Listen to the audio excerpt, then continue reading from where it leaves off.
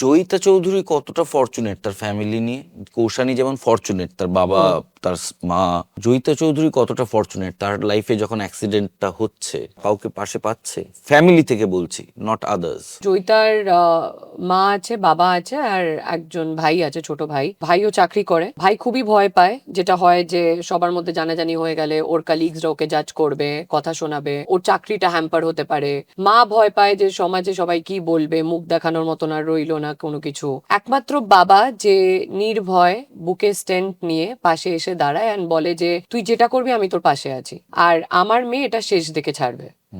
So this is war Joyita নিজেও সেই জেদি মেয়েটা যে এটা শেষ থেকে ছাড়বে, অ্যান্ড সেখানে তার বাবার যে সাপোর্টটা সে পায়, সেটা তার জার্নিটাকে অনেকটা বেশি কমফোর্টেবল করে দেয়। কারণ যখনই সে কোর্টে সবাই মন্তব্য করছে, কালিগসরা বলছে যে জয়িতা এরকম, জয়িতা হ্যাড প্রচন্ড বাজে অ্যাটিটিউড, খুব বাজে behaviour, she is a misfit for the job, সেই জায়গাতে যখন সে পেছনে ঘুরে চোখে জল নিয়ে তাকায়, বাবাকে পায়, বা হয়তো ভাইকেও পায় যে ভয় পাচ্ছে কিন্তু দিদির পাশ ছাড়ছে না। তো সেই জায়গা থেকে Joyita has got a supportive family. কিন্তু সেম আমি তোমাকে যেটা বললাম, একটা মধ্যবিত্ত পরিবারের মানসিকতা সবসময় হয় যে এটা করব, এটা বলবো, এগোনোটা কি উচিত হবে, না পুরোটা চেপে যাব।